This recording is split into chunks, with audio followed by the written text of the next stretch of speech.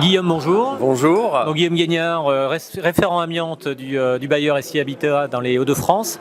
Quels sont vos critères de sélection d'un opérateur de repérage amiante, si vous en avez?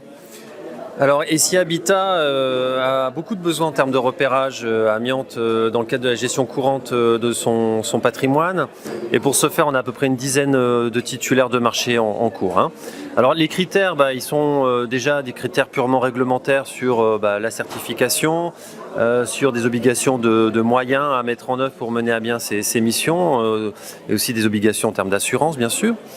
Mais au-delà de ça, ce qui semble intéressant dans nos appels d'offres, c'est d'être vigilant sur la capacité des candidats à savoir gérer le marché, à savoir le piloter pour nous faire des états d'avancement, du reporting, pour s'assurer que tous les logements puissent être visités, qu'il n'y a pas de difficulté à pouvoir rentrer dedans ou qu'il y ait des zones non visitées.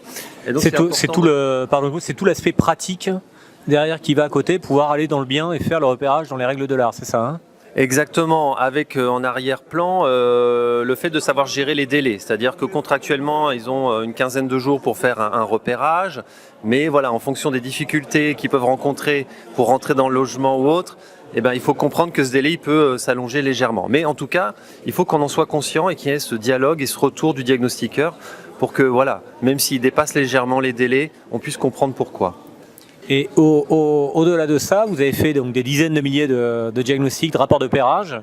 Est-ce qu'ils sont réutilisés par la suite? Est-ce que quand vous demandez un diagnostic, est-ce qu'on peut les réutiliser? Comment vous fonctionnez? Alors oui, c'est vrai qu'en volumétrie, on a énormément de documents. Pour vous donner un exemple, on gère à peu près 1500 types de documents par mois, de nouveaux documents. Alors pas seulement l'amiante, mais bien sûr beaucoup sur l'amiante. Alors ce qui a nécessité de la mise en place d'un outil bien sûr de capitalisation de tous ces documents qui puissent être mis à disposition des collaborateurs, qui ont à loisir de les recommuniquer au diagnostiqueur qui va de nouveau intervenir dans le logement.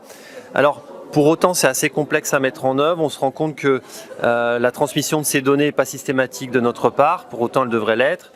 Et on a vraiment des axes d'amélioration à faire là-dessus pour que le diagnostiqueur puisse avoir un état précis de tous les prélèvements qui ont déjà été faits sur le patrimoine et qu'il adapte sa stratégie de sondage et de prélèvement pour ne faire que le complément par rapport aux futurs travaux qu'on envisage.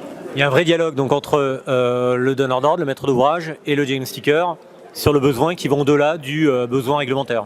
Oui, tout à fait. C'est important que le maître d'ouvrage définisse très bien son besoin, parce que mieux il va définir son besoin à la fois dans le périmètre des travaux, la nature des travaux, sur les diags déjà réalisés, des fonds de plan, etc.